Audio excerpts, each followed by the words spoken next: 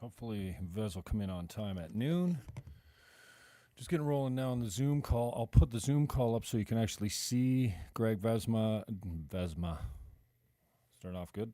My guest is Greg Vezina, author of Democracy A. Check 1, 2.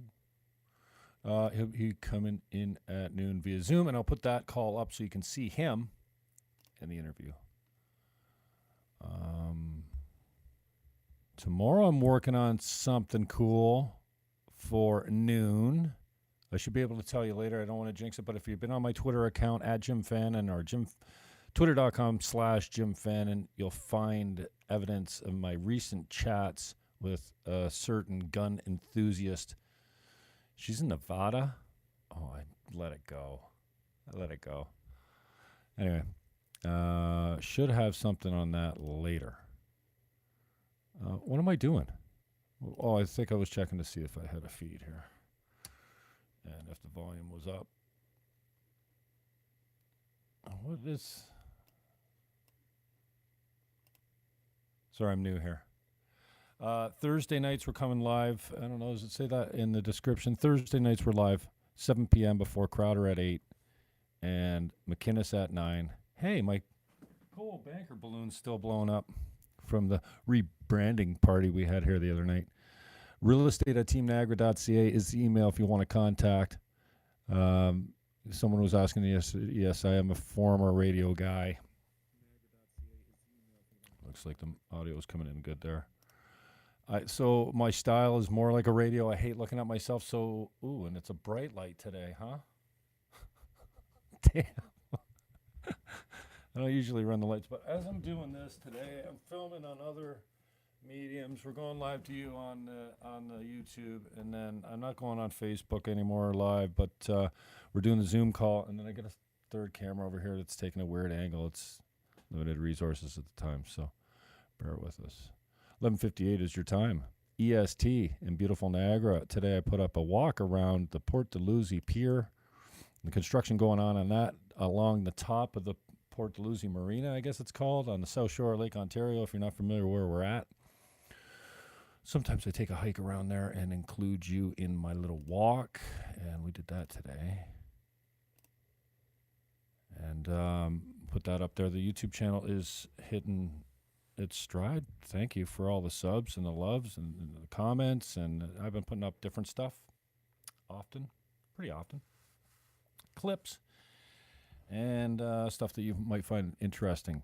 Commission coach stuff. I'm going to be doing a little bit more of that stuff on here until I build that channel. Commission coach. If you're selling a house, dude, why would you want a discount commission? You don't want a discount commission. And why is my lighting so absolutely horrible today? Anyway, think I'm new at this or what? Vez is going to come in. We're going to talk about my potential run for the Green Party of Canada leadership. I say that with a semi-smirk, only because I ran in the last one. It was 2006, and that was the last time they had a leadership race, which kind of speaks to a lack of democracy within the party. I am ideologically opposed to most of their stuff now because I'm kind of a moderate center-right guy now. I don't want to mess around with free speech. The things that I'm passionate about mostly are freedom of speech, don't take my guns, and fatherlessness. Man, it's killing us. And feminism, I think, is killing us as well, as it continually attacks at least the far left wing of the radical arm of, I should probably be recording all this anyway. The far right radical arm of feminism is, it's got nothing good to say about men. And so I lost a few friends when I did the Fuck Gillette I did a couple videos. Fuck Gillette. One was a phone call on with Tom McConnell.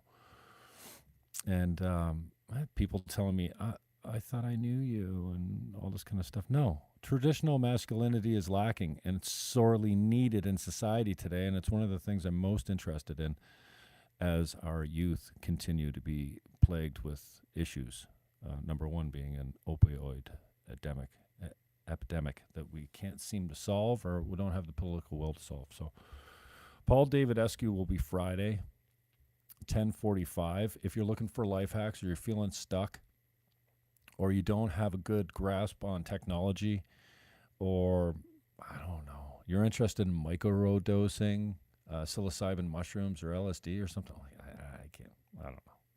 Never considered microdosing. CBDs, THC, anything like that. Anyways, we had a decent conversation a couple of weeks ago, and I'm going to go deeper with Paul for another hour, Friday, 10:45 EST here. He probably will be in Vancouver. Paul David Eskew is on my channel. If you just search it and you like what you see there, come back and see us Friday at noon. We'll be live right here, and we'll be talking, life hacks and things like that. So, and then tomorrow at noon, I think I'm going to have a guest on tomorrow at noon who happens to be a developer and a competitive sharpshooter, target shooter, handgun enthusiast. I don't know. Again, if you're following me on Twitter, you can find out who I'm talking about. I should probably just say it, but I'm not prepared. I don't have the information right in front of me at the moment. So, and then Saturday, I'm going to hang with Jihad Yahia. G Sharp Yahia, as he goes by. His band is called Road Waves. He's a good friend of mine. He's been on tour for the summer. You're probably getting ready to head out on 2020 tour. I think they might have played their first gig of the 2020 tour already. Road Waves is a solid jam band in Niagara, and G Sharp Yahia is one of my good buddies, and I haven't been able to catch up with him lately, so we're going to sit down Saturday, and he'll probably play a few tunes, acoustic, but I just want to get caught up with him and hang with him, so that's basically what we will be doing Saturday. The band is Road Waves. You can catch them on YouTube. They just released a new single out here on the tube. Roadways is 2 words, and you can find him on Facebook. I think he's on Instagram. He is on Twitter. He doesn't participate that much on Twitter. I think Instagram's maybe where he's spending a lot of his time. The guy can play, man. He can play guitar like nobody's business. He's a younger guy, under 25, I would think for sure. And I've known him a long time now because I met him, I think he was like 20. Yeah, so he's probably about 25 now. G Sharp Yahia. Saturday. I think we could probably safely say that noon would be a good target date for that. So Thursday we'll be live tomorrow with a guest I'll announce later. Friday, Paul David Eskew, part 2 of our talk on life hacks, microdosing, technology, and here comes Vez. What up, Vezina? Look at you. Can you hear me? Hey, I can hear you. I can see you. All right. What's going on? Not too much, my brother. Thanks for taking the time. Look down this a little bit so it's not off the top of my head. Look at how clean your office is, dude. I know, it's cool, eh? You're having company coming over. You went and cleaned up for me. Oh, God. We got one more thing to move here. Well, look at the cat right there. And we got Mr. Cat watching the show. In the box. You watching the show, mister? Look at that. Are you going to have him go for a stroll? That thing hasn't missed a meal in a while, huh? No, Mr. loves food. Yeah. Food is his second favorite thing in the world. Yeah, cool. His favorite thing in the world is sleep. Yeah. Right, Mister? What happened to his tail, Vez? He got caught in a door somewhere. He broke his back. Oh, jeez. And he had his tail cut off. He's lucky he functions. Right.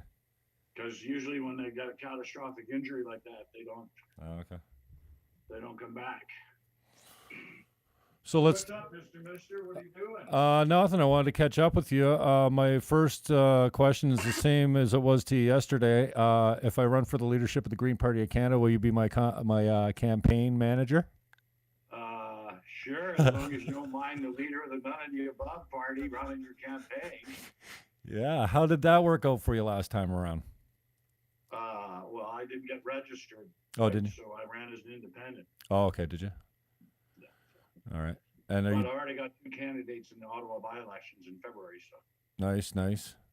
So we'll see. What's your reaction to the most recent federal election? Did you predict it? And what do you think of the outcome?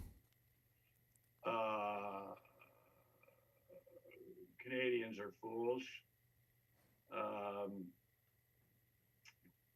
What a joke. What do you, Come on. how do you contrast it to the rest of the world seemingly right now rejecting far, socialism and far leftism and stuff like that? Hi, Kathy. And then Canada gives them a second term with it seems even a more socialist agenda with the NDP having some power. I guess everyone will have some power now. I guess the way it's working in the minority government, if they want to stay alive, they need to placate everyone. I guess. Well, yeah, but there's a lot of bullshit here too, right? Media hype and all the rest. I mean, here's the bottom line: the Bloc Québécois controls the government of Canada. If anybody thinks that they're going to have an election, they're out of their minds. The Bloc is going to let the Liberals go 4 years and 364 days because they control the government agenda. Look, the leader of the Bloc yesterday opens his trap about the approval of the pipeline from Alberta to BC. Like, it doesn't affect him and his province and Quebec as a country or a nation or anything else. And there he is chirping away. Why? Because the deal he made with Trudeau is he'll support Trudeau on everything except pipelines, because Trudeau made a deal with the Conservatives that they're going to support Trudeau on pipelines. So we de facto have a Liberal majority government for 4 more years. That's the way it is. And what are your thoughts on? Like I said, it seems like all around the world, they seem to be leaning right more. And then even with all the scandals that were plaguing Trudeau up until this, are we just a more left-leaning voting public in Canada than the rest of the world, or are we just slow to the party? I don't want to be unkind to my fellow citizens, okay? But God, there's some bad words I could use. To say that we are any more intelligent voters than the Trump supporters and the Trumpeteers, although they support a different bent, would put it mildly. Look, the Conservatives lost the election. Truly did not win the election, okay? The electoral system failed us again. A Liberal again promised us to do it differently and turned out to be as bigger liar than the previous liar we defeated, because of the liar we defeated before the liar we defeated before that liar. Okay? You don't have to go back to Daddy Trudeau to find the first Liberal that said, I believe in proportional representation and blah, blah, blah, blah. No, go back to 1921. The Liberals won a big majority promising, wait for it, proportional representation, okay? I mean, Kathleen Wynne promises to do politics differently. Well, she kept that promise. She just didn't do them better. Kim Campbell promised to do politics differently. Can't do much with 2 seats, especially when you don't win your own. So the bottom line is we have an electoral system that makes a liar out of everyone, because the only goal in our system is to get elected. It's not to actually pass the policies that your members have voted on and you've campaigned on in 12 elections. As soon as you get power, it's over. That's it.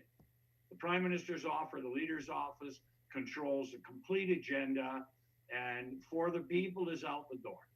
There you go. So until we change that, we're wasting our time, which is why I've given up on party politics entirely, and I'm running the none of the above party, the none of the above direct democracy party, which will eventually brand, when people know that NADA is none of the above, as the direct democracy NADA party.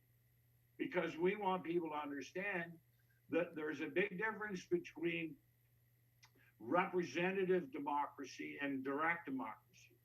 Representative democracy is supported by 82% of the people in the world, and they want to elect people to represent them. Okay? Direct democracy, and that's across all the political spectrum.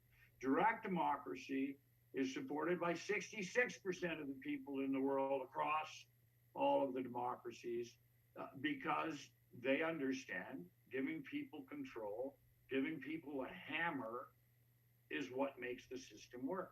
And what's interesting is in the United States, they have referenda laws and plebiscites, et cetera, in every state. So The one thing that Mike Harris won his majority on was I'll keep my promises and I'll pass a citizens referenda bill to make sure that I and all that follow will keep their promises too, right? That's what he said. And he got the big majority and drafted a bill. I was at committee with him. Okay, we drafted a bill, we circulated it, we went to town halls all over the province. And one of the, kids in short pants in the premier's office said, "Hey, Mike, if you pass this bill, they're going to have a referendum on amalgamating Toronto. They're going to want a referendum on your 25% welfare cuts. They're going to drive us nuts." And I said, "Mike, they need signatures. It takes a year to initiate one of these things. Look at your own draft bill. Even if they do manage to get votes on one or two of your policies, they're going to be so focused on that you can do anything else you want, absolutely anything else, and they can't do anything about it. And when you come to get reelected, you can say, I kept every promise I made, like I said I would, except the ones that you asked me not to keep. Da-da. There it is. So that's the difference. I think that party politics is over. I don't think that whoever the leader is, following the leader to the slaughterhouse of defeat, because that's the end game, it does anything for anybody. And there's a reason why less than 2% of Canadians are members or ever have been members or have ever contributed to a political party, and 60% of Americans have. And I'll tell you the reason. Because at least in their system, money talks. At least you can get something done there. If the parties won't do it, you can initiate it yourself. Here, forget it.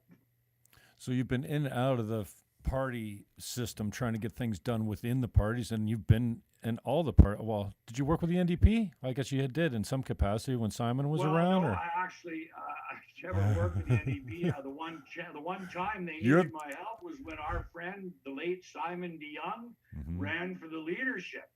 And I gave him a bunch of policies what he used, and I said, "Let me help you." And he said, "Oh God, if they ever found out that Vez is involved with me, I'll come last. I'll do worse than John Gamble, who he and his wife were delegates, and John got one vote."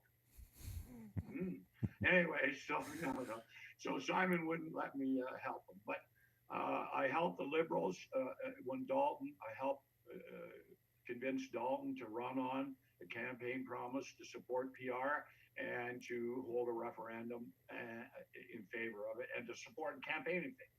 And so I helped him. I was going to run for the nomination in my own riding, Mississauga. Good old Greg Sorbera called me up and said, "Please stay in the background. Don't do it. We'll make it up to you." Yeah, okay, sure. So anyway, so after 3 terms of Dalton, I ran as a delegate, and Kathy and my son Alex in the convention. Kathy and I ran for, I forget. Anyway, and our son ran for Kathleen Wynne. She won. Tried to get through to the party. It was just a joke. Then she started appointing candidates in Niagara Falls twice rather than have an open nomination. Frank Rassler to run and campaign on ammonia as a Liberal policy. They blocked. And then, as you recall, 2 weeks into the 2014 election, I just said, "You know what? When's nominations close?" In 3 days. Okay, start a party. And we ran 8 candidates. 4 of them were Vezinas, but hey, you got to do what you got to do. And then by 2018, we ran 42 candidates in 30% of the ridings. So we're technically the fastest growing party in the last 100 years in Ontario. We've accomplished in 2 elections, 2 to 42 or 8 to 42. What took the Greens 4 and the Libertarians 5. And I expect in the next election, we'll run in every riding.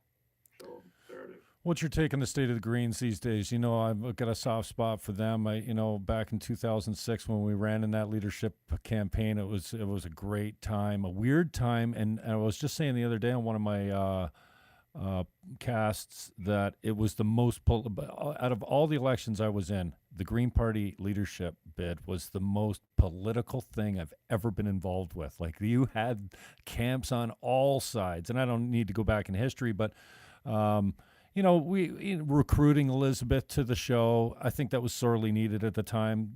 She's legitimate. Well, I don't help to legitimize the party. I mean, in '93, when you called and said, "Hey, I need a guy because we want to keep the party alive. We need 50 candidates," and I said yes, as long as I don't have to do anything. And then went on See How for my first interview and wet the chair, literally. And went for my voice, and it wasn't there. Never forgotten that. So, I mean, you're an important guy in my life, just the recruiting of that. And then I stayed away from it for a long time. I think I came back in 2006, 8. You ran for the leadership. Well, yeah, I ran, but I had a bunch of other Green Party. But anyways, the most political thing I ever done. But now, what is it? 2014 years later, they haven't even had a discussion about leadership. And Well, I start feeling like, 2006 was a great time. I remember, Katie Holloway and all the crew and all the politics, and I don't think I've got the guts for it now. But then I download the PDF of the rules. I didn't get far through it before I saw in one of the Facebook groups, I think it's an unofficial Green Party group, 50K to run. So then I started, well, I could 50K is only $1,000 times 50 people. It can't be that hard. The Greens contributors, they got $1,000 to throw away. Lots of them do. I've got the support base that could immediately raise. Members in the party that have $1,000 to throw away, for crying out loud. But let's get back to the point here. And I watched your speech the other day, your concession speech the other day you posted. Look, what happened to the Green Party? All of the things that you said, let's take out the laundry, let's bring in the broom, let's stop this, stop that, stop this. Well, guess what? They all got far worse than they were before, okay? It isn't the Green Party, it's the Elizabeth May Party. You go to the party website and go look at the history of the dozens and dozens of prominent Canadians that were involved in the Green Party before Elizabeth May. It's gone, disappeared. It's all about Lizzie May and the small party. She succeeded in one thing. She kept the Green Party as a small party. That's what she accomplished. And that's the truth. The party spent the last 16 years entirely focusing on electing Elizabeth May. Period. No democracy, no leadership review after elections. Constitution isn't democratic. The party is no more democratic than it was when I left it. And I left it because of the show, the circus that the party was. Look on its environment policy. The Green Party is in favor of a net zero by 2050. Okay. How are we going to get there? Get net zero by 2050. Starting today, we have to build one nuclear plant every day for the next 10,000 days. Or 2 million square feet of solar every day for the next 10,000 days, okay? And we're going to leave those 170 billion barrels of oil in the ground while we mine every drop of coal in China and every drop of tar sands in Venezuela. Look, okay, the Green Party is more dishonest on its environmental and economic policies than the Conservatives are. And that takes a lot to say that, because we know the truth is in today's Conservative Party, the only good Tory is a suppository. All right? Well, I got to come up for a line because the only good Green today reminds me of that mucus guy, that little blob in the TV commercials. Let's tell the truth, for fuck's sake, pardon my language. Okay? Look, I am an original Green. I'm an original environmentalist. I converted vehicles to run on ammonia 40 years ago. Okay? And all I've said all along is, let's use basic science and math. Let's use the things that our politicians tell us they're using, but they don't. $25 million to Loblaws for their refrigerators. I mean, give me a break. Mulroney promised to end the subsidies to oil and gas, and so did Daddy Trudeau.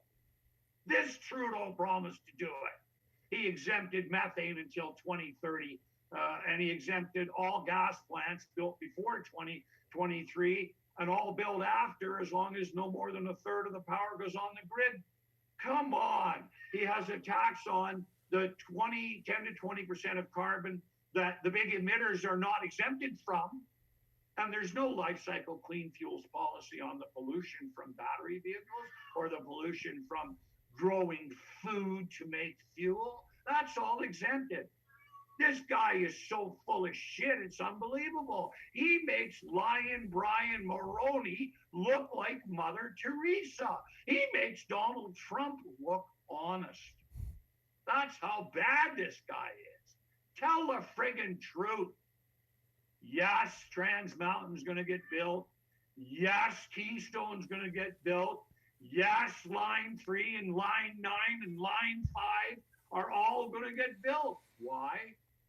Because we have a third of the world's oil reserves, and they're going to market.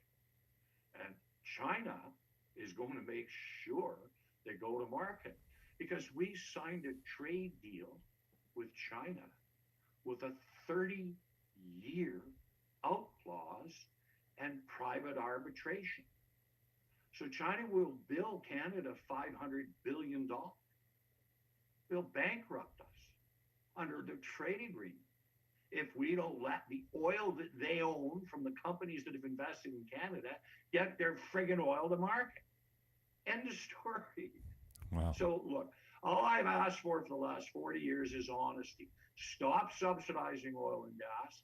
Stop subsidizing select renewables. Stop subsidizing nuclear, and put the real cost of pollution in the price of energy and everything else for that matter, and have a user pay economy. If I don't pollute, I don't pay. If I pollute, I do pay. I don't make my children or grandchildren or children in Africa that are mining lithium, or, you know, children in somewhere else that are using palm oil, like, or slave labor, okay, in the Congo to get cobalt. Okay, come on. Let's be honest. Let's use science to find out what the consequences from cradle to grave of what we're doing are. And then let's put the price of that, the cost to society of that, in the jurisdiction where it's happening. We import batteries from China with no environmental cost in China or here in Canada, for crying out loud. We import Saudi oil, but we carbon tax our own. Like, okay, so I just want level playing field. Everything is clear, the rules are the same, and then I can tell the consumers that my product costs X amount of dollars and it costs to cause Y amount of pollution. You know what the consumer will care about? The X amount of dollars. They don't give a shit how much pollution it is. Everybody cares about the environment until you tell them it's going to cost them more than $1 to fix it. They don't want to pay for it. And the reality is we're paying 2, 3, 4, 5 times the cost of the mitigation technologies by blowing money, giving grants to oil companies and grants to battery vehicles and so on. Look, for every ton of CO2 we get rid of with a $5,000 battery vehicle subsidy, that costs us $200 per ton. But you can get rid of carbon for $15 a ton in 100 other ways. So we're paying 15 to 20 times the cost of getting rid of carbon in battery subsidies, and we're ignoring all the other pollution associated with battery vehicles, increased tire wear, increased brake wear, and so on and so on. My point is, I'm not against renewables. I'm not against new technologies. I'm against subsidizing something that in many cases is worse than what we're doing, and is far worse than other things we have that are better, which can't enter the marketplace because their competitors are subsidized. Period. Prime Minister says we have a price on pollution. I say bullshit. Put one on all pollution, exempt nothing. Prime Minister says we use science. He didn't even appoint his committee to study the impact of his policies and his blasting billions of dollars away. And it won't even report till 2025. He promised us a life cycle clean fuels policy to match the carbon tax in 2016. 10 years later, they're not even going to have the friggin' report. And they're exempting 90% of the things that should be included. The rest of the world has realized that using food to make fuel is probably not a smart thing. Even Al Gore 10 years ago said, probably wasn't a good idea. But Donald Trump, I want that farm vote. Trudeau, Doug Ford, I want that farm vote. So what are they doing? They're increasing the minimum mandate of alcohol fuels from 5 to 10%. Our average in Ontario is about 9% fuels is ethanol, to 15%. And yet the automobile manufacturers say, if you go beyond 10%, you destroy our carburation system, you destroy our electronics, our vehicles, our ECUs, and blah, blah, blah, blah, blah, unless the vehicle is purposely built as a flex fuel vehicle. The government still listen. They don't give a shit. Consumers can pay. You can file claims against auto companies for warranty claims and go sue them. You have fun. We're going to go get those votes in Iowa, and we're going to increase, and we're going to get those votes in London and in mid-Ontario, because we want to subsidize something that is worse than diesel fuel. And this is the thing, okay? The government said they do their stuff on science. Well, the land use impact of taking fertile agricultural land out of production and producing fuel is greater. The carbon impact, et cetera, the ozone impact, et cetera, that one alone of the life cycle emissions of the 7 majors, ozone, methane, CO2, ammonia, et cetera, of all the pollutants that you can get, nitrous oxides, et cetera. That one is a killer, okay? And so what are we doing? Ontario and Canada and US are increasing it. The rest of the world is eliminating it. It takes 125% of energy in ethanol to fuel a farm tractor and to make it. You've lost 25% before you even start using the shit. It's no cleaner than diesel fuel. So again, my rant is that I want everything that we do based on science and math. I want decisions made on science, not nonsense. And that's the problem. Politics today is about nonsense. As our former environment minister said, you just say it loud enough, often enough, and they'll believe you. Mm-hmm. That's the same thing Goebbels said in 1939 in Nazi Germany. So that's what we live in. And the conservatives, there was good old Andrew Scheer, the guy with the only policy that actually made any sense, and there was only one thing wrong with it. He exempted industry 70% instead of Trudeau's 80 and 90. His policy was every nickel that I collect in tax, I won't return to consumers. I will spend it with industry, developing technologies to reduce emissions, not only here, but technologies we can export all over the world. Ding, ding, ding, ding, ding, ding, ding, ding, ding, ding. And so let's look at, just for one more second, I'll rant a little more. Let's look at the real math now. Okay, so what does that mean? Well, let's say you have a $20 a ton carbon tax, and you want to make a ton of ammonia out of natural gas. And when you make that natural gas, it'll create 2 tons of CO2, which get vented in the atmosphere in 99 or 95% of the ammonia plants in Canada. So at a $20 a ton carbon tax, the carbon tax on that ton of ammonia is $40. The cost to take that 2 tons of CO2 when it's separated in the Haber synthesis process and convert it into urea carbamide, which is a combination of carbon and ammonia, which is a fertilizer, to convert it into char, which is carbon, or carbon black, which can be used for carbon nanotubes, or can be just buried in the ground for 500 million years, is $30 a ton, is $15 a ton. So the cost not to emit that carbon making ammonia is $10 cheaper than the cost to emit it. But Trudeau gave you a 90% exemption. Oh, just wait a minute now. Let's get my green 9 mask going again. And let's just figure that out. So it's now $4 a ton to emit it. Oh, and $15 a ton. Sorry, $30 a ton not to emit. $30 for a ton of ammonia made. Oh, and when does it get cheaper not to emit it than it is to emit it under Trudeau's carbon tax? When the carbon tax gets to $160 a ton. I rest my case. End of friggin' story. So our government is making sure that industry will not reduce emissions until at least 2030. And the Liberals said they're not going to increase the carbon tax in 2025 from 50, even though the Bank of Canada said, and the committee they put together said we need a $200 a ton carbon tax. Well, a $200 a ton carbon tax, you pay me $200 for every ton of ammonia I make where I don't emit carbon. You pay me. But no.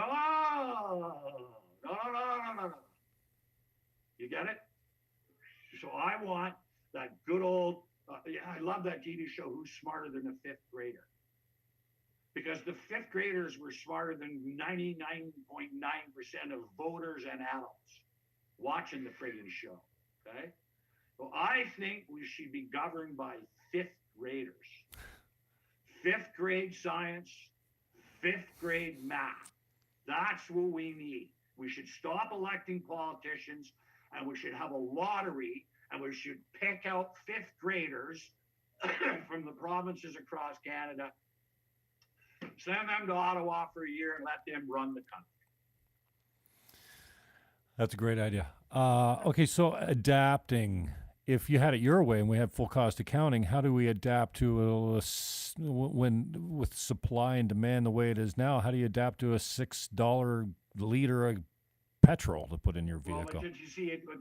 And there's the lie. And the lie is that we go from no cost for pollution to doubling the cost of energy, and that curve doesn't happen on a linear line up and down or even across. It's like this, okay? And the reason is as follows. We use the trade agreements that we have to defeat the advantage of imports and the disadvantage of exports. And we simply say this. Our carbon tax applies, and it's an environment tax, not just a carbon tax. So half the price is made up of carbon, the other half will be made up of the other environmental pollutions, methane, da-da-da-da-da-da. But our environment tax, our cost of pollution applies to everything. There are no exemptions anywhere. Nobody. Mr. You want to get in on the meeting? Mr. wants in on the meeting. Beaster, yeah, there's somebody just commented, please feed the cat.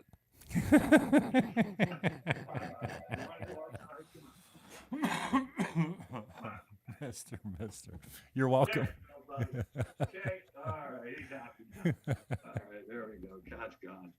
So anyway, so back to the so let's say in my world you end up with you end up with a $10 a ton pollution tax. Okay, now it applies to everybody. Okay. And so in doing that, what happens is that you don't drastically increase the price of fuel. You don't drastically increase the price of home heating, et cetera, et cetera. But what you do is you provide the money to adapt the new technologies. Because it is going to cost us literally trillions of dollars to replace the oil and gas infrastructure. Oil and gas is 80% of the world's energy. And the world's use of energy has gone up 30% in the last 10 years since the last recession. And renewables can't fill the gap. They can't even keep up right now. So the truth is that we're going to be using oil and gas for the next 50 years. There's no question. So what we got to do is we got to implement the best available technologies. We've got to make it economic to do the right thing instead of economic to do the wrong thing. And that's really how it would work and how it's all about.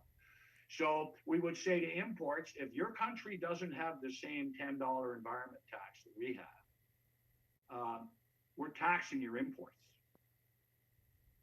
And if we're sending Canadian oil to a country that doesn't have any environment tax, no problem. We're not charging it.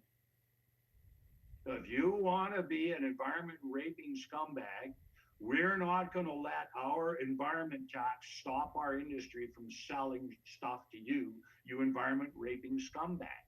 However, everything that your economy produces that you try to export, we're going to tax the shit out of. So it's like the old argument we used to have when we had a sales tax in Ontario. And Ontario manufacturers paid 13% extra as a manufacturer's tax. So when we wanted to sell something in the New York State, they could compete with us on the 13% tax. So we got rid of that. We said, we'll get rid of that, and now we'll go to an HST, a GST HST. And so now our industries could compete on a level playing field. They didn't have this disadvantage, okay? And then what we did was we get into all this global trading with transnational companies, and we said, well, only some of you have to pay sales tax in Canada, and only some of you have to pay income tax, and it depends how good your lawyers and accountants are. Because if you are Facebook, and if you are Google, and if you are Amazon, anything you sell in Canada is GST, HST free. Oh, and that income tax the Canadian companies pay? Well, we understand your corporate head office is in Ireland, or in the case of Apple, somewhere in space, not in the country. And so you don't pay tax in Canada. And so we have the same sort of bullshit going on in the oil and gas and in the energy business. And then we use government subsidies to subsidize wind and solar in Ontario at twice to 3 times the cost of other technologies for 20 years. And all those contracts are owned by Europeans and foreign companies, you know. So the answer to that is to create a level playing field. And where we're doing business and they have no environmental policies or comparable policies, not a problem. We'll sell you all the tar sands you can take, okay? But you try and export a piece of cloth, a single grain of food crop, a tire, a battery, a radio, anything into Canada, and we're hammering you back the environment tax.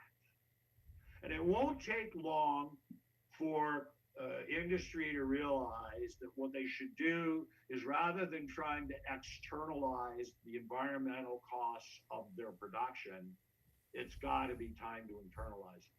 And that's why you're seeing some of the biggest companies on earth are changing their attitudes, you know, like including the biggest hedge funds like BlackRock, who are now saying, you gotta have the social, economic, and environmental costs. You gotta have sustainability in your business model, because we know inevitably, if you do not have it, what is going to happen to your company or your sector.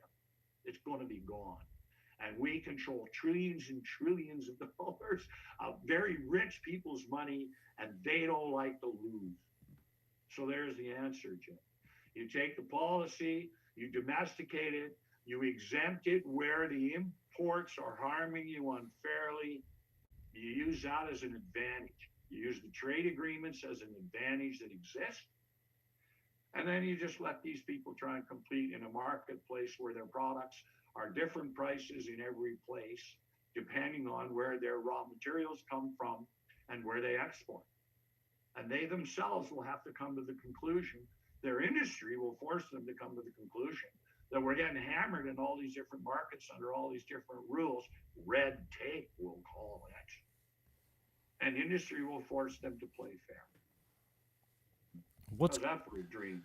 Yeah. So what's got to happen to give us the political will or the accountability to break the system the way it's designed now in North America, let's say, and around the globe? I think it's happening. I think it's happening by attrition.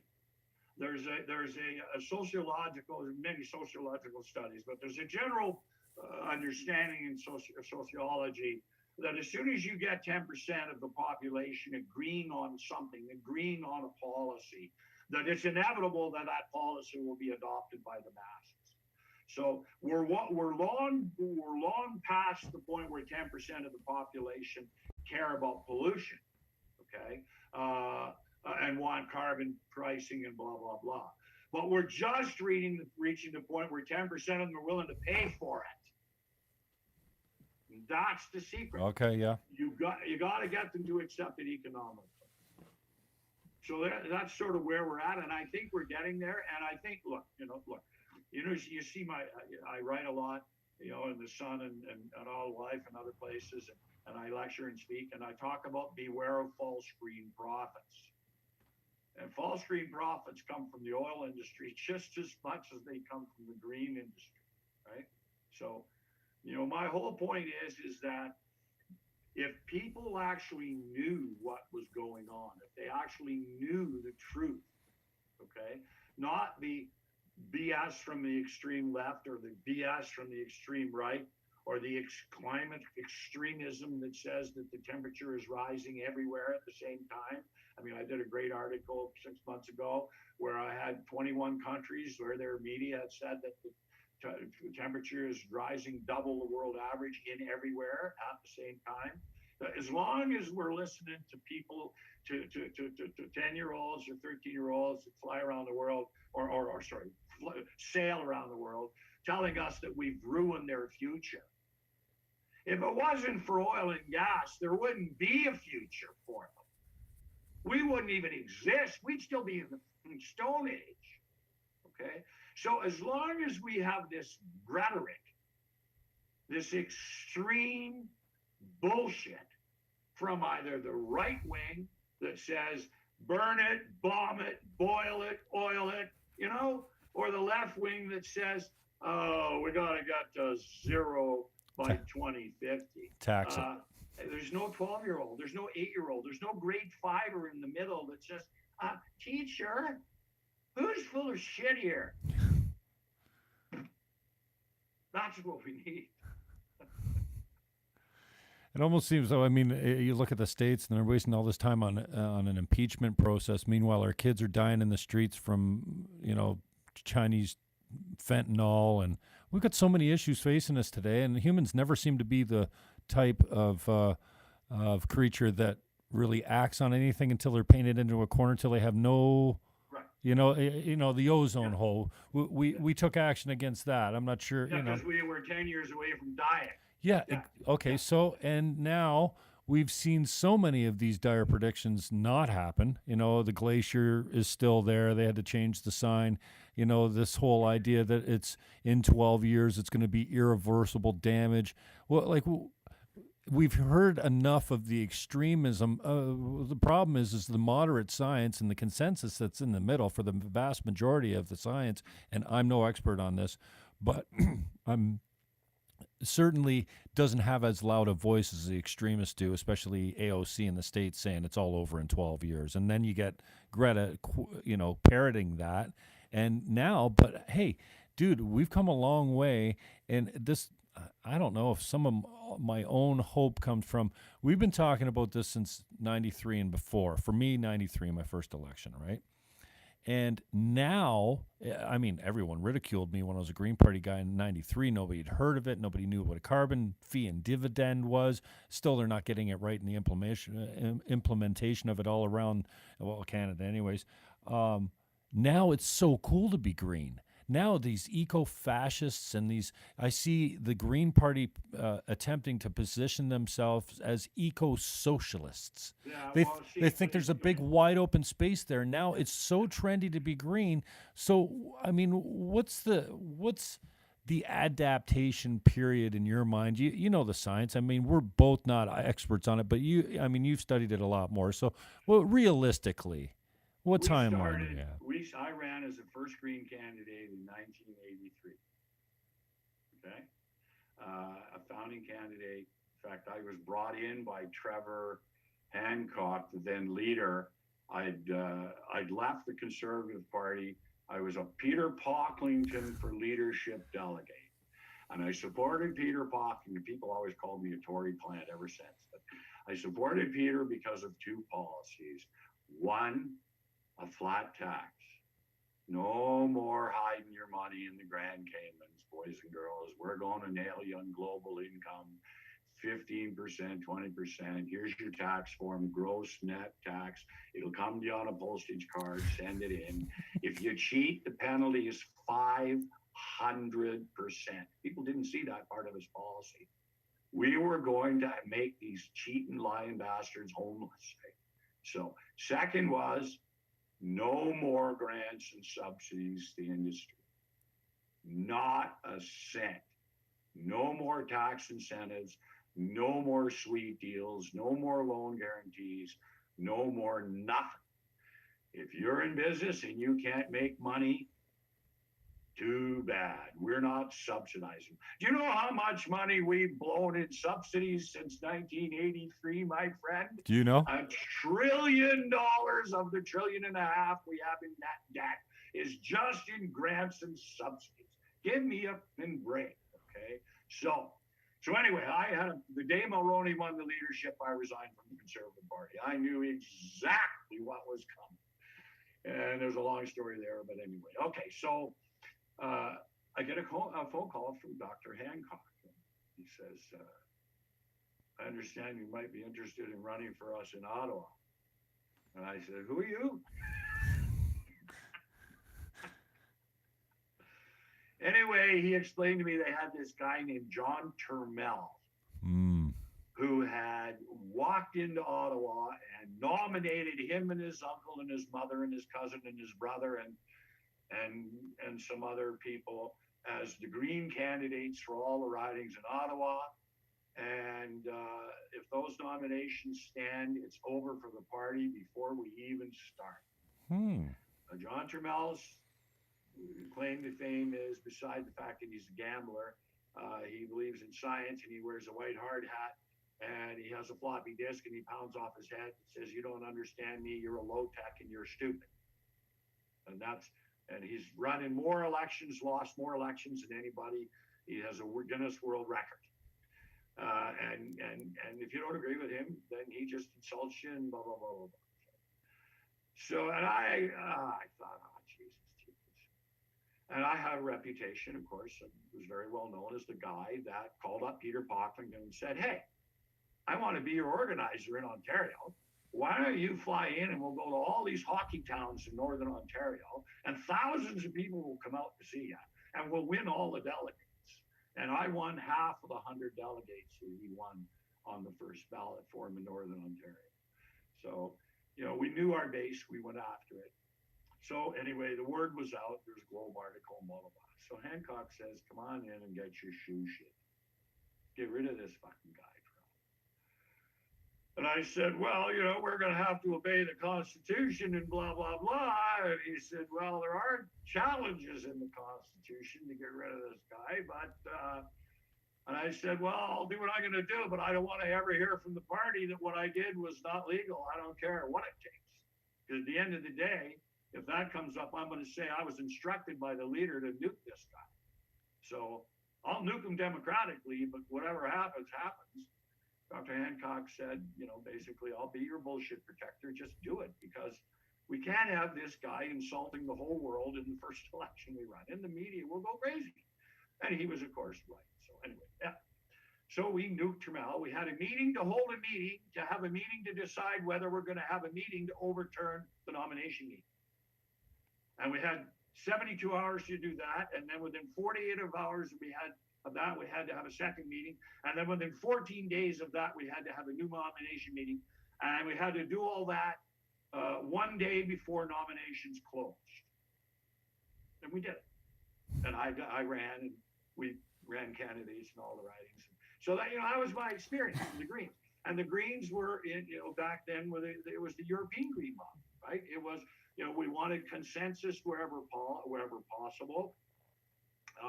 But our policies, there was a big direct democracy bet in the Greens back there, back then, where the people had their own say. And some of it the Greens have carried through today, including being the only party that has a none of the above option in electing all of its party executives or leaders.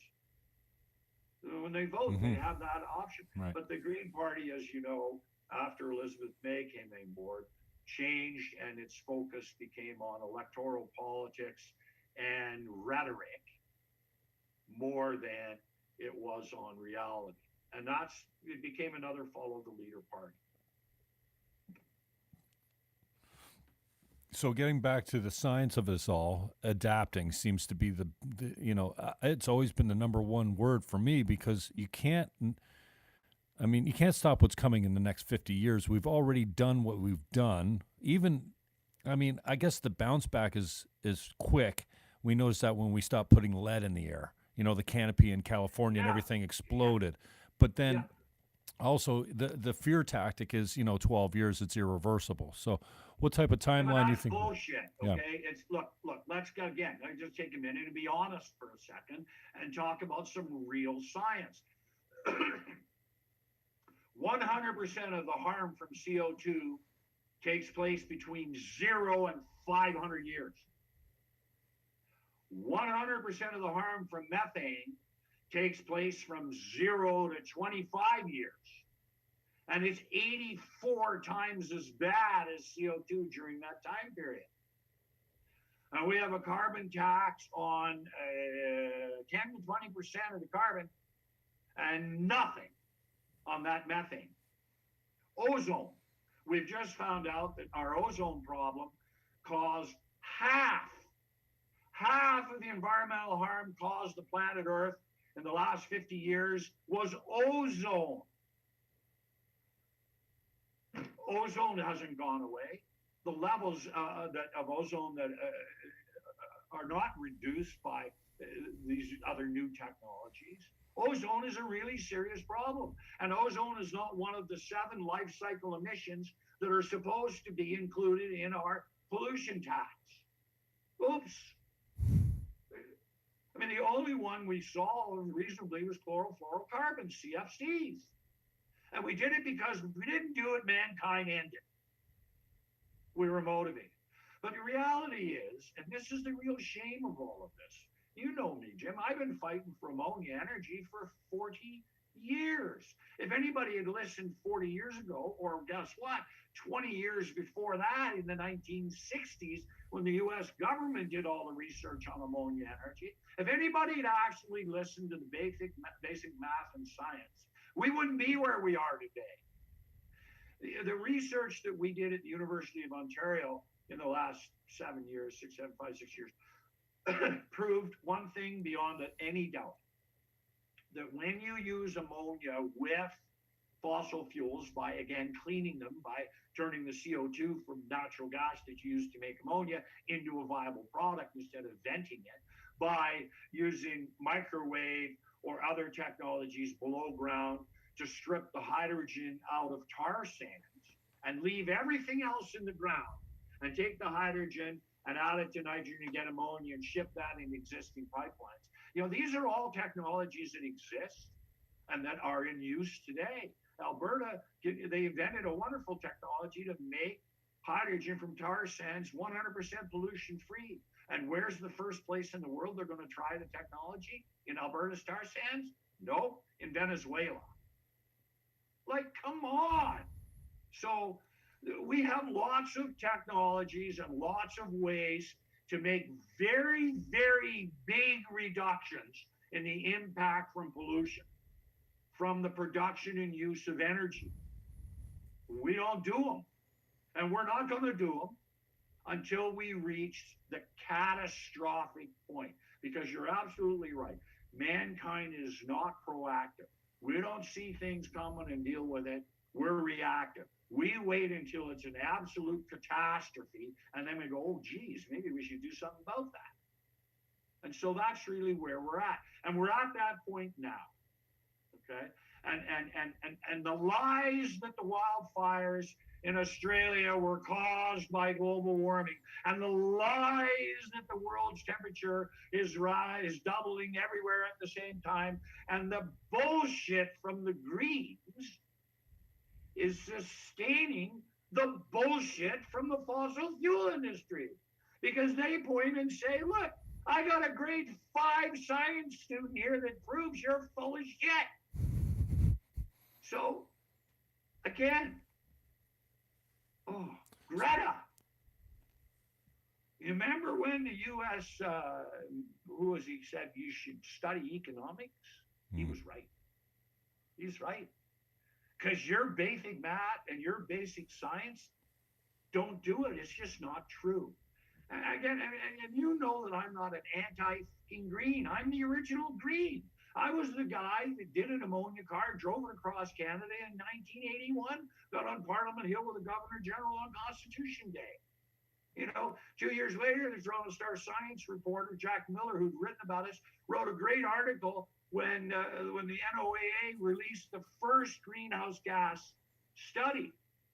And there I was on the phone saying, did you see it? Everything we've been saying is true. This was in 1983. Can you imagine if the Green Party had campaigned on ammonia in 1983? Do you know that I never campaigned on ammonia as a Green? Because it was never party policy.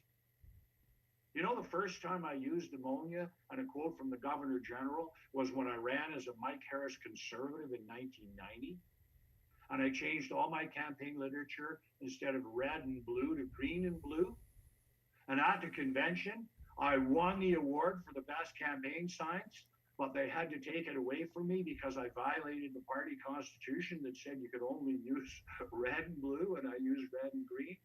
I was the first candidate that ever ran for office in Canada that had neon green in the back of his campaign signs, long before the late Liberal did it in 2000 and whatever. Okay, so I was the original Green Tory, and I got a standing ovation at that convention for going against the party line. But again, Jim, what happened? Mike Harris got a majority. That's what happened. And it was over. I helped Dalton McGuinty. I was the guy at a meeting at Harbor 60 with Dalton and Jerry Botts, Peter Regenstreet, the conservative and liberal strategist, Murray McLaughlin, the singer. And we convinced Dalton to run on PR and campaign in favor of it. And he said, I'll campaign in favor of it. And he ran in the election saying he'd have a referendum and he'd campaign in favor of it. And what happened? He got a big majority. He changed the threshold to 60%, and then he told everybody they'd have to double the amount of NPPs. But he never ran on that. The same with Mike. He got his majority, promised a citizen referendum law, so that I and all that follow will have to keep their promises. What happened? He got an 82-seat majority. So these things don't happen until the very survival of the political party is at stake. And we're not there yet. Well, what if it takes us another 100 years to get to that point? Industry will do this. Industry will take the lead on this before the politicians. Industry, money has no moral. Money is a whore who'll go to whoever will pay her best. And I don't mean that to be sexist or whatever, or best. Okay? No, industry will do this because there is enough social pressure in a lot of wealthy countries that are making some very big mistakes that are now starting to pay for them. And a good example of that, for example, is Germany. Germany's blown $1.5 trillion in the last 20 years on its green plan. And now where are they? Well, they closed their nuclear plants after Fukushima. Now what are they doing? Well, they got 72 coal-fired gas plants, and they're closing them too in 2038. Why? Because all of this renewable, variable, off-peak, non-sustainable energy that everybody says will save the world cost more than twice as much as any other form of energy, because for every watt of renewable, you got to have a lot of, wait for it, coal or nuclear backup power. Ooh. So, and what are the economics? Well, because it's so variable, you got to build 2 for 1. And it doesn't matter how well you grid manage, you're going to blow steam in that nuclear plant, or you're going to gate water at the hydro plant because you must take that renewable energy. That's why Ontario's energy costs have doubled in the last 10 years. And that's why, notwithstanding the chicanery that Kathleen Wynne did and is being sustained by Doug Ford, the global adjustment cost is going to double the price of energy again in the next 10 years. And then in the next 20 years after that, to pay for the loans, because we pushed the debt from the global adjustment down the road, it's going to double it again. Why? Because you're paying 20 cents a kilowatt to generate energy. You can't use it on the grid, so you're paying 2 cents a kilowatt for someone to take it from me, please. You're now at 22 cents. You've paid for the base load nuclear power and you're venting steam. You've paid to build the hydro capacity and you're gating water. And so what are we paying this year? $4.5 billion more in Ontario for our electricity than it costs us to generate it. Why? Green energy subsidy. Wow. Period. The whole thing. And now they're keeping Pickering open. Why? Because they're going to refurbish Darlington. And they don't have the base load capacity when they need it. This is a nightmare. This is a disaster. This is what happens when you have a bunch of dope, smoking, eco-fascists decide your economic and energy policy without asking a 5-year-old or a grade 5 even to do any analysis.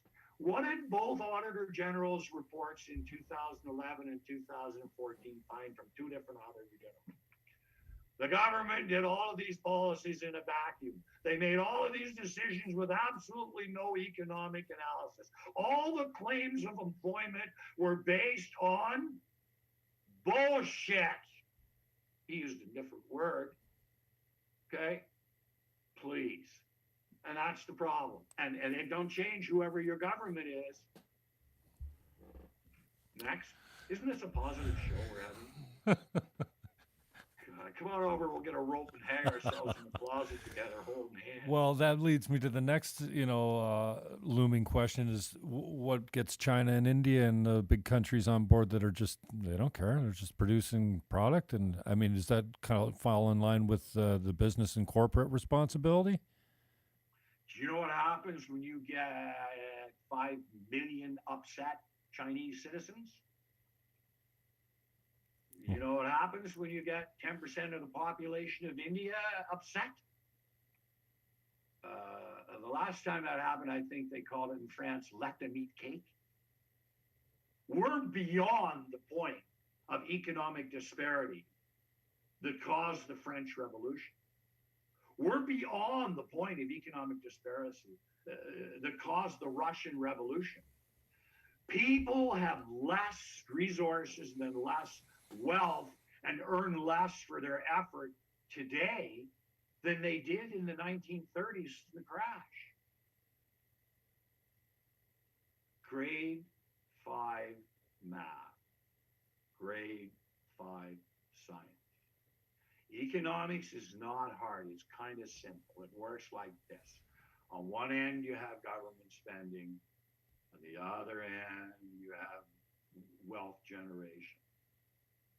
Taxes. And you got the teeter-totter. And if you lower government spending, you gotta get money into the economy. You gotta, and so we said, no. What we'll do is we'll lower taxes. And then all these people will invest their money and that'll make it up. And then we lowered taxes. They did fuck all. They took all the money. They did share buybacks. They didn't increase wages at all. They used the capital gains exemption. The rich took their piles of gold and they hoarded it. And so all of this money that was on this side of the economy, which was supposed to go back in the economy, is gone. Oh, Jesus. Oh, now we got to increase government spending then. Good. And so what do you got? Oh, the deficit's $2.1 trillion this year. Ooh. Oh, now we got to cut government spending. Are we going to cut taxes? Are we going to raise taxes? No. We're going to cut Medicare. We're going to cut education. And we're going to cut basic pensions and basic social services. And they still can't balance it. So now the government said, we got to inject capital into the market. So they've injected $70 trillion into the market in overnights in the last 90 days so that there's cash in the economy because all the rich have got all their money hidden in bags and it's not in the economy. And as Henry Ford said, the reason I doubled the wages of my workers is they can't afford to buy the cars they're building. And that grade 5 student in math and science who's done economics says, this can't work. You have got to, for every dollar you take out of the economy in tax cuts or incentives, or you've got to put a dollar back in somewhere. And that's where we're at. We're down at the bottom on both sides. And the only thing that's sustaining us, our economy from total collapse, is the government money, taxpayers' money that's being thrown into the financial system, blasted in the blast furnace. And if you look at economics and capitalism, the way it's supposed to work is when these banks go under, we own them. We ended up with AIG. We ended up with Chrysler. We ended up with GM. Oh, but we don't end up with any of the banks we're rescuing. And we've now provided, $100 trillion in loans to these banks in overnights and other things. And we don't own them. So, it's like I say, the system cannot sustain no revenue from tax cuts and no revenue from wages and tax from wages. And it used to be that 60%, the other 60% corporate rate and income tax rate, and the percentage of revenue that was raised for government by wages was nothing.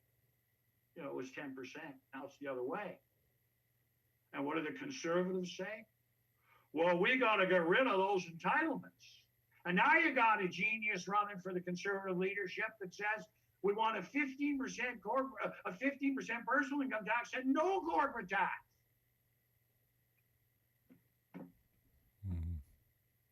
Well, okay, and if he gets elected and wins a majority government, there will be no medical care, no health care, no public education, nothing.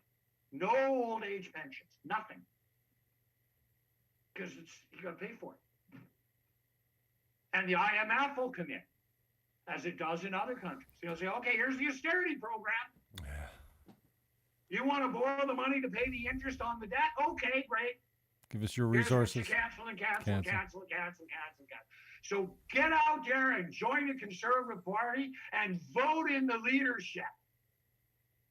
Please. All right, I want to keep you on time, brother. We've already done an hour. I know this is. Have you ever fantasized of like the order of if you were King Vez and you came in? Let's just concentrate on Canada.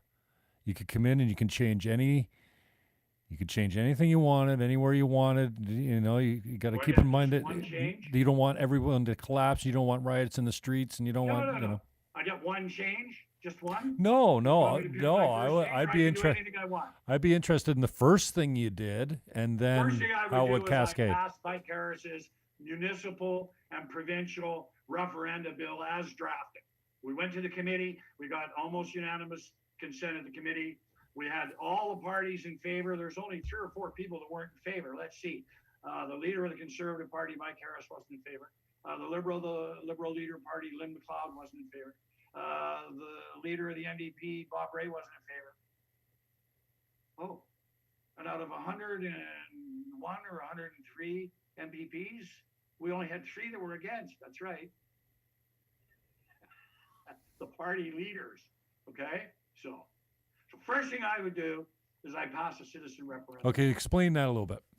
That means that the public can have a vote on any subject they want. Now, you have rules, you need signatures and blah, blah, blah, blah, and you can't have a vote on something that violates someone's constitutional rights. You have to change the Constitution to do that if you want to violate their constitutional rights. That's a lot harder. But, you have a petition. So, like carbon tax. We're going to have a vote on yes or no on the carbon tax. Or, or yes or no or maybe. But anyway, you have a vote on it, and you have it has to be a clear question, and the public, if the public initiates and go get signatures, and if they, have the original 200 sponsors, and the thing goes to the Attorney General that checks and makes sure it's constitutional, it's a real legit question, blah blah blah, and then you go get signatures, and once it's certified, then the government has one chance to get rid of it.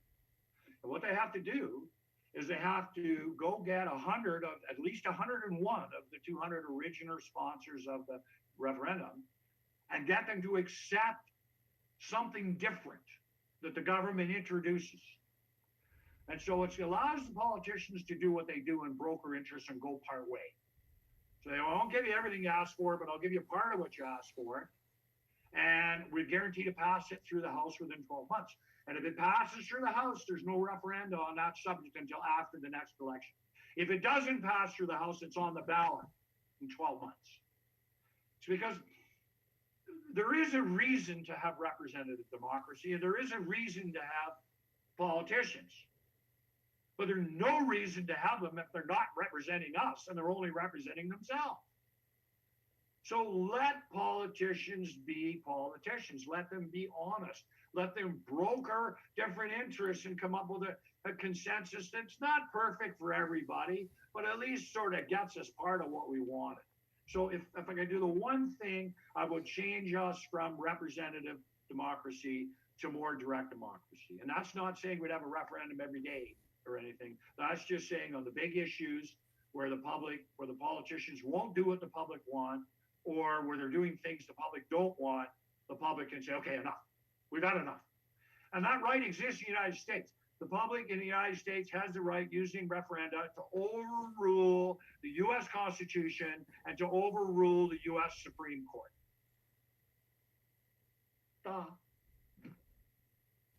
So if I could change everything, what would I change? The second thing, I would eliminate all campaign contributions entirely, and I would go to 100% public funded.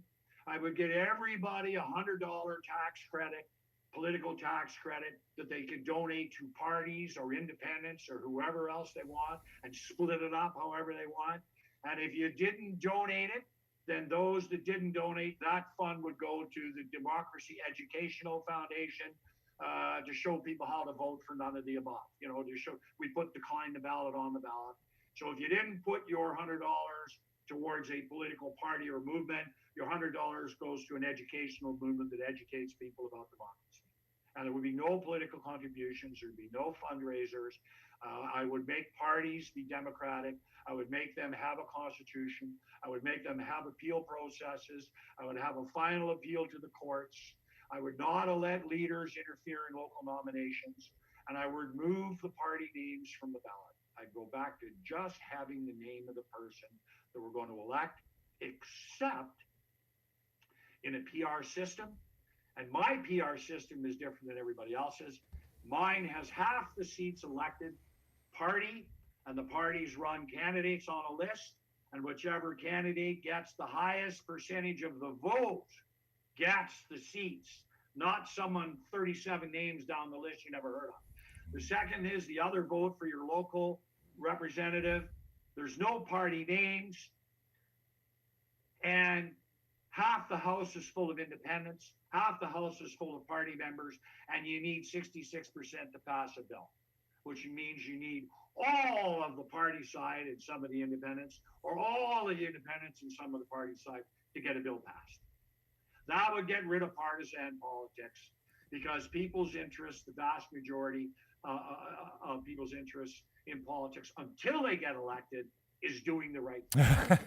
It's only once you get elected that doing the right thing changes. Doing the right thing no longer becomes doing what people elected me for and solving. Doing the right thing is what the whip tells me I have to do to make sure that I have enough members in my riding association and I raise enough money so I get an exempted nomination and I can get my seat again. Because that's where we are, right? So we're not a democracy anymore. There's no democracy in any parties, including the Greens. Look at the leadership, 50 grand to run. It only costs 30 grand to run for Jagmeet Singh's job, for Christ's sake. And the NDP is a lot bigger than the Green Party. And there's appeal process. What appeal process? The party can say, no, you're not running. They can say no reason. Exactly like the Conservatives, exactly like the Liberals, exactly like the NDP. The Green Party is just another follow the leader of the slaughterhouse party. It hasn't learned a goddamn thing since I left it and since you left it. There. How do we get a hold of you, Vez? What are you pimping? Where's your websites? What are you doing these days? Greg Vezina for Green Party leader. The website will be up Monday. JimFannon.ca. I'm running for send patreon.com/free speech. That's where the and you have to find out for me if I raise the 50 G's or I don't raise if I raise 49 G's, what happens to all the money? They keep it. I love you, brother. It's called you snooze, you lose. Okay, you made a deposit in the car came in. We sold the car to our brother-in-law for half the price, and we're suing you for the difference. Oh no, I'm sorry, that's your house. We sold your house using the bank's real estate agent from the real estate company the bank owns to the branch manager's sister for half the price, and now we're suing you for the other half. Right, that's it. That's the Green Party. Email, website, social media. Where we find you? I know you're everywhere. GregVezina.com. There's nothing there. NH3fuel.com. That's where everything we have about ammonia energy. And NOTA, NOTA.ca for none of the above, for the none of the above party of Ontario and Canada. And on that, if you click on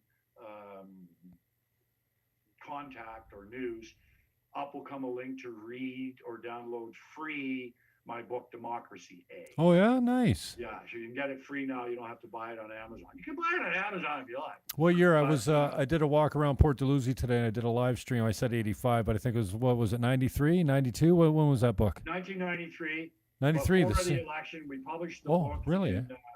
We published the book in August, and the election was September. What do you think about Elections Canada coming after Ezra and Rebel News telling them that Lebranos was a campaign contribution or he was electioneering or something? Well, Elections Canada or the Chief Electoral Officer or the Commissioner of Canada Elections, depending on what day of the week, or the two all claim that they're independent and they do the job and they're not partisan. And every one of them has proven on more than one occasion that the exact opposite. And we had one in the Green Party. You remember during Clayquat Sound, they were arresting people, and the judge was fining people $1,200, $1,500, $2,000. Bob Ray went out there and got arrested. I got a call from Stuart Parker out there. I think was at the time leader of the BC Greens, and he said, "Can you help us raise money?" And I said, "Well, why don't we accept contributions designated to pay fines?" And so we did a press release and put up on the, we didn't have a website back then, but we did a press release and told the whole world that you could contribute to the Green Party of Canada for Clayquat Sound and pay the fines of people being arrested. And even people that were arrested could contribute to the party, get the tax receipt, and pay the fines. So I got this threatening letter from Elections Canada, how designated contributions were illegal, blah, blah, blah, blah, blah. So I replied, The Green Party is part of and has been of the Clayoquot Sound protest movement since its inception. It is our political activity. And these are our party members in many cases being arrested. We will pay the fines for anybody who is arrested at Clayoquot Sound. And I dare you to try and do something about it. They never heard anything again. Now, the fact of the matter is there was actually a Supreme Court of Canada decision on this that came just after, and that was the guy that ran the Rhinoceros Party, Blair Longley, had people give contributions so that they could pay themselves a salary to be campaign workers, and they were the contributor was the direct beneficiary of the contribution. And Revenue Canada said no way, and Blair went to the Supreme Court, and he won that designated contributions were legal, except where it was clear the contributor was a direct beneficiary. So you couldn't have a raffle for a bike, have the contributor donate the bike, and then award the bike to the contributor. Right? Mm-hmm. Because the contributor was the direct benefit, right? Right. If the contributor bought a ticket, then he could do it, but you couldn't do it indirectly. You had to do it directly. So anyway, they were dead on that, and in Ontario they actually changed the law to say that. There's actually in Ontario law there's now a provision about designated contributions. So yeah, what we did was we used the system against the system. There. Well, and now I guess Ezra's suing the RCMP or whoever, the Vancouver Police Department. Who knows? Richmond Hill? I don't know who. He just filed a lawsuit yesterday for assault. One of the police officers knocked one of his reporters to the ground. But I thought it was interesting when he posted that video that they told him not to take in the federal building, that it was illegal. It was not allowed for him to record a conversation in there. Then he videotaped these two ex-RCMP agents going after him as Elections Canada, and it was just great. I'm so glad he taped it because no one would believe that stuff goes on like that. Well, he's got a second tape coming out today. Does he? Tomorrow, the second half. Oh yeah, there's more to this. Oh. But look, this is exactly the same brown shirt stuff. Okay. The Liberals are famous for. They're famous for claiming they believe in equality, but rigging the tax credit system so that it's non-refundable, so that only wealthy white males get public money to win nominations. Oh, but we're feminists, yeah. And what ridings do the women candidates who won Liberal nominations win them in? They won them in the ridings where there wasn't already an incumbent. And how did they get campaign money? Well, they went to the Judy LaMarche Fund, and the four boys that ran it gave them $5,000 each. Give me a break, okay? Mike Harris, the Harris site, made tax credits for political contributions refundable in 2000. Why? He said because it discriminated against women, it discriminated against poor, it discriminated against minorities, it discriminated against seniors, it discriminated against young people. How many of Mike Harris's contributors didn't get the credit? They all got it. How many of the Green Party's contributors didn't get it? None of them got it. In fact, in 2011 and 12, just over 50% of the federal political contribution tax credits were claimed. More than 10% of them were claimed by people who didn't qualify, and they didn't even fucking know they qualified. Revenue Canada had to give them a notice of assessment and say, oh, by the way, here's the act.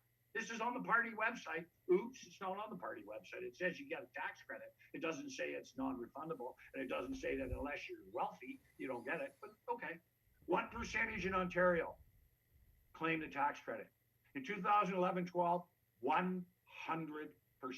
Every single person who qualified claimed it.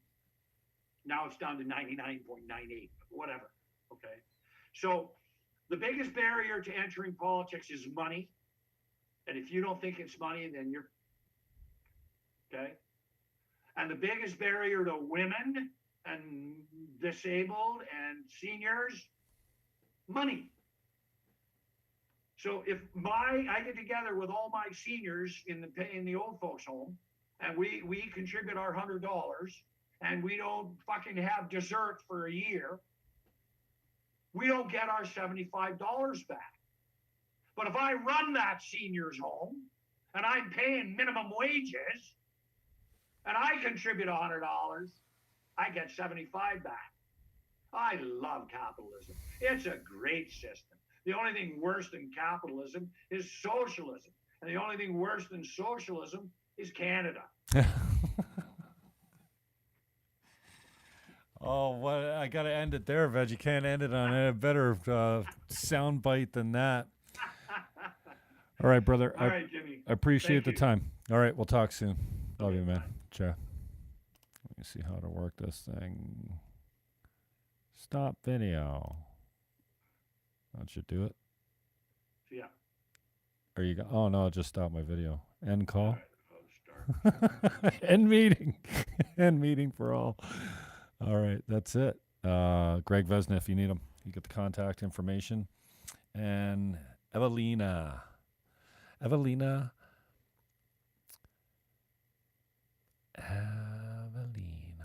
Okay, so we're going live with Evelina tomorrow. Evelina is my gun gun enthusiast, and she is in Denver, Colorado. She'll be coming on with me tomorrow at noon. We're going to do it this style. Similarly, live on the YouTube.